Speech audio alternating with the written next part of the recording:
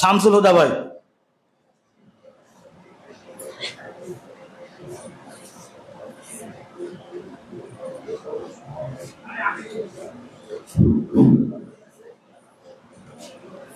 আউযু বিল্লাহি মিনাশ শাইতানির রাজিম। বিসমিল্লাহির রহমানির রহিম।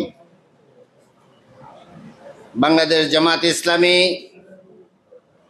জামাত ইসলামীর অঙ্গ সংগঠন বাংলাদেশ শ্রমিক কল্যাণ ফেডারেশনের সম্মানিত সভাপতি, শ্রমিক কল্যাণ ফেডারেশনের নেতৃবৃন্দ,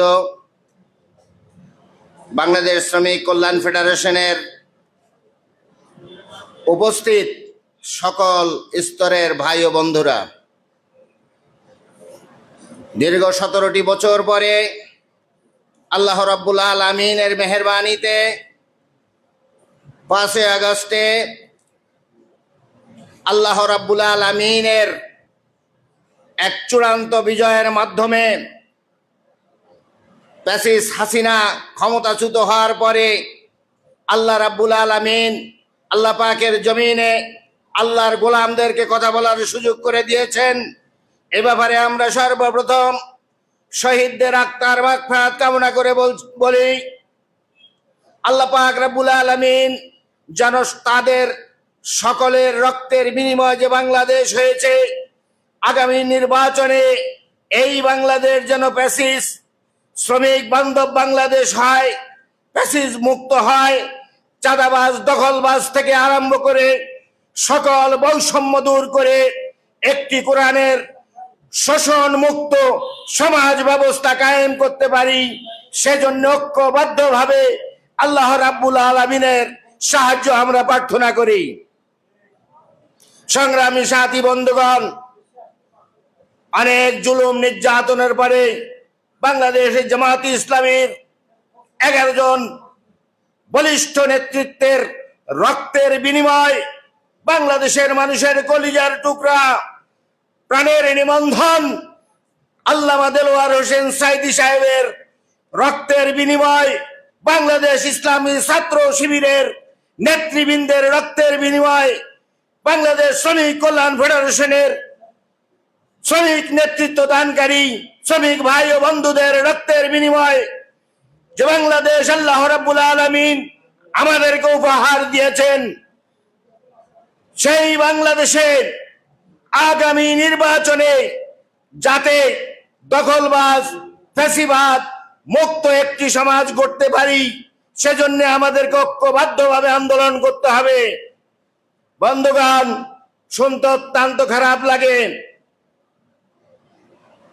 এই দোসর যারা আছে আওয়ামী বাকশালীদের, তাদের নিচে যে ফ্যাসিস্ট দল আছে, এদের যে কার্যকলাপ, এদের যে আলাপ আলোচনা, যে কথাবার্তা গায়ে পাড়া দিয়ে মারামারি করার মতো আমাদেরকে সব সময় উত্তপ্ত করে চলছে।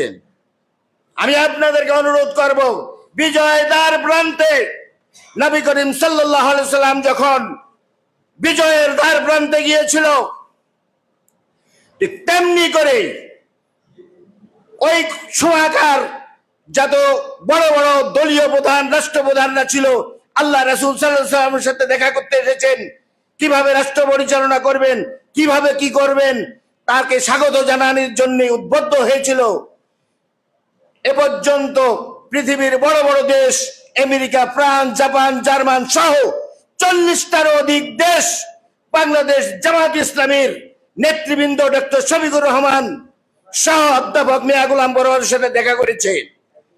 আপনাদের বুঝতে বাকি নেই, ডাকসু নির্বাচনের মাধ্যমে প্রমাণ হয়েছে যে বাংলাদেশের মানুষ জেগেছে কোরআনের রাজ কায়েম করার জন্য।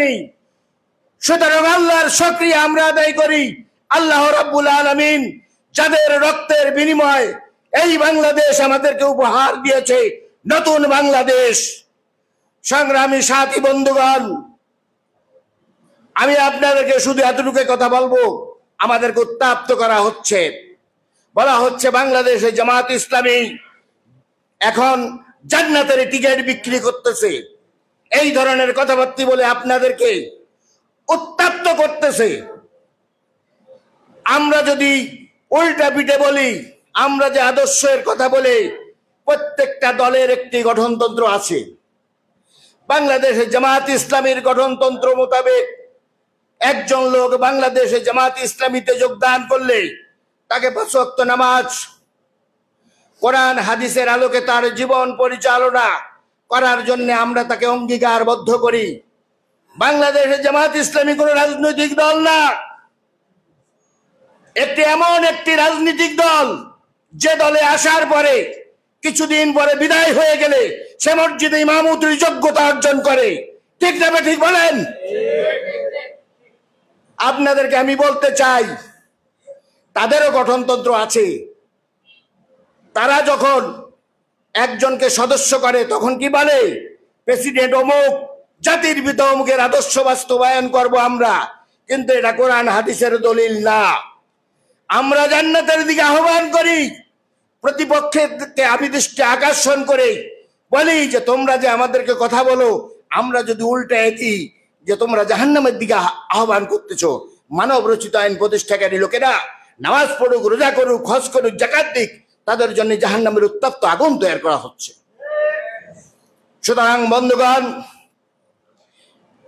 দেশীয় একটা প্রবাদে বলে, যার 1 কান কাটা সে গ্রামের বাইরে দিয়ে যায়, যার 2 কান কাটা সে গ্রামের মধ্যখান দিয়ে যায়। আপনারা শ্রমিক মানুষ, অনেক প্রবীণ শ্রমিক এখানে আসেন, আপনারা জানেন এদেশের জুট মিলগুলো, কলকারখানাগুলো কারা বন্ধ করেছে? কারা শ্রমিকদেরকে 9 মাস না খাওয়ায় রেখেছিল? অধ্যাপক মিয়া গোলাম পরোয়ার, স্পিকার আব্দুর রাজ্জাক সাহেব ছিল সংসদে, উনি বক্তব্য রেখেছিল, আমার বোধগম্য হয় না বাংলাদেশে কোনো বৌদ্ধ সরকার আছে কিনা।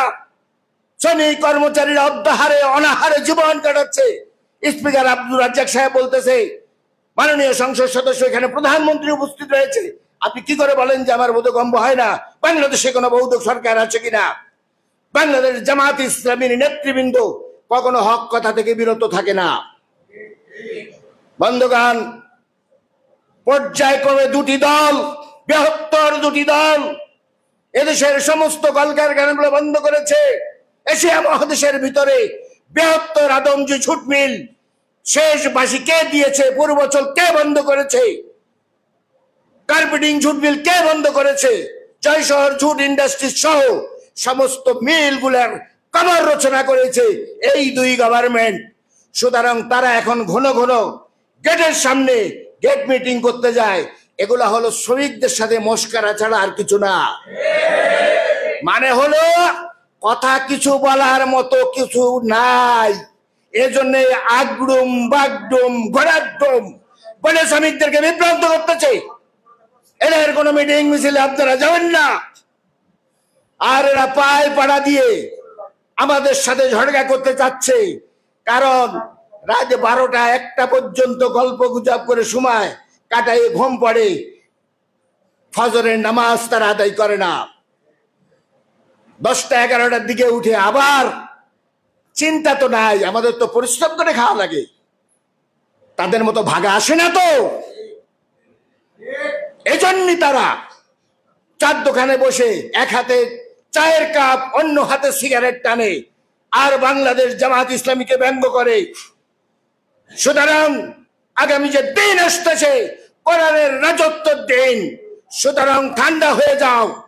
আমি স্পষ্ট ভাষায় বলতে চাই, আপনাদেরকে বলতে চাই, আপনারা ধৈর্য ধারণ করেন, কারণ এক দল মাত্র 5 দিনের মধ্যে বাংলাদেশ ছেড়ে পালাইছে, আরেক দলকে 5 মিনিটও লাগবে না।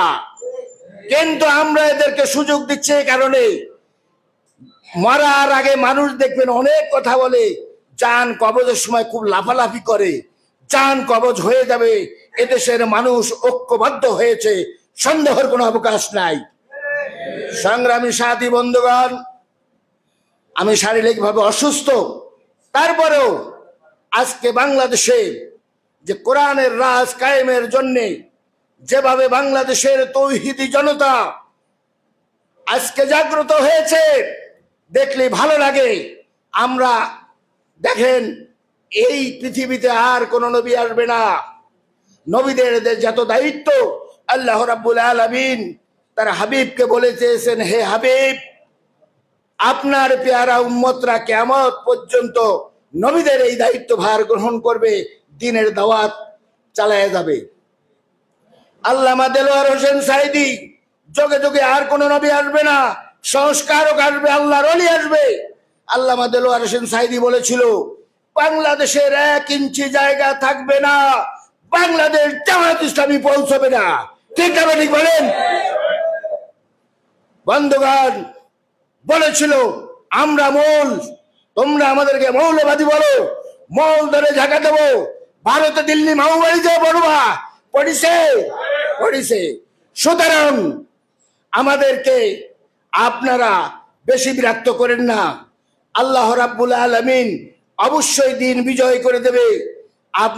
আমি আপনাদেরকে একটি কথা বলবো, ধৈর্য সহকারে আগামী যে দিন আসতেছে, এই দিন আপনারা স্ত্রীর সাথে বেশি কথা বলবেন না, বাসায় সময় কাটাবেন না। যতটুকু সময় আছে 24 ঘন্টা আপনারা সংগঠনের কাজ করুন, কোরআনের রাজ বিজয় করার জন্য জান আর মাল দিয়ে চেষ্টা করবেন। এই বলেই আমি আমার বক্তব্য শেষ করছি। আসসালামু আলাইকুম ওয়া রাহমাতুল্লাহি ওয়া বারাকাতুহু। আলহামদুলিল্লাহ,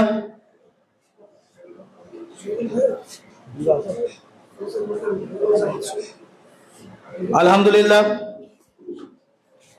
শহীদুল ভাই, আমাদের রুকন শহীদুল ভাই, রাজঘাট। শহীদুল ভাই সামনে আসেন।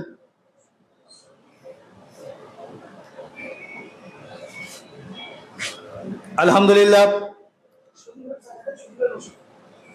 অনেক সুন্দর গুরুত্বপূর্ণ শ্রমবান্ধব শ্রমিকদের করণীয় সম্পর্কে দিক নির্দেশনামূলক বক্তব্য দিলেন বিশিষ্ট শ্রমিক নেতা, অভয়নগর উপজেলার গুরুত্বপূর্ণ শাখা নওপাড়া পৌর শাখার সম্মানিত শ্রমিক দায়িত্বশীল ভাই, সম্মানিত শামসুল হুদা ভাইকে অসংখ্য ধন্যবাদ।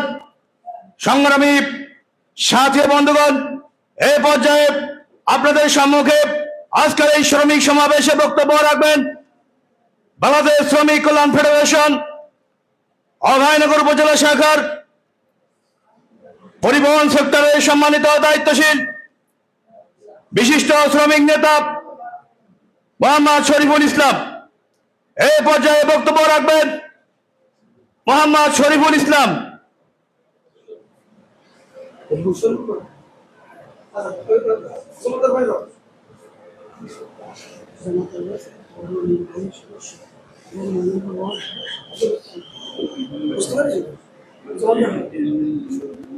সম্মানিত ভাইরা, শরীফুল ভাই একটু বাইরে আছেন। সম্মানিত ভাইরা, এই পর্যায়ে বক্তব্য রাখবেন বাংলাদেশ শ্রমিক কল্যাণ ফেডারেশন নওপাড়া পৌরসভার নির্বাহী কমিটির অন্যতম সদস্য, নওপাড়া পৌরসভার 9 নম্বর ওয়ার্ডের তদারককারী বিশিষ্ট শ্রমিক নেতা নুরুল ইসলাম জমাদ্দার ভাই। এই পর্যায়ে বক্তব্য রাখবেন বিশিষ্ট শ্রমিক নেতা নুরুল ইসলাম জমাদ্দার ভাই।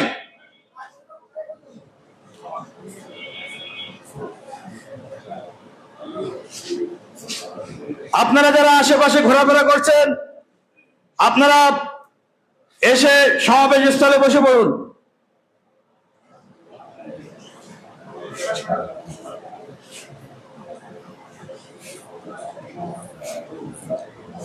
নাহমাদুহু সাল্লি আলা রাসূলিল কারীম, আম্মা বাদ, ফাআউযু বিল্লাহি মিনাশ শাইতানির রাজীম, বিসমিল্লাহির রহমানির রহিম। শ্রমিক কল্যাণ ফেডারেশন নওপাড়া শাখা আয়োজিত আজকের সবার সম্মানিত সভাপতি, উপস্থিত শ্রমিক কল্যাণ ফেডারেশনের বিভিন্ন শাখার দায়িত্বশীল বৃন্দ, আমাদের মাঝে উপস্থিত থাকবেন জামায়াতে ইসলামী আমির, যশোর 4 আসনের মনোনীত সংসদ সদস্য পদপ্রার্থী অধ্যাপক গোলাম রসুল সাহেব, আরো উপস্থিত থাকবেন শ্রমিক কল্যাণ ফেডারেশনের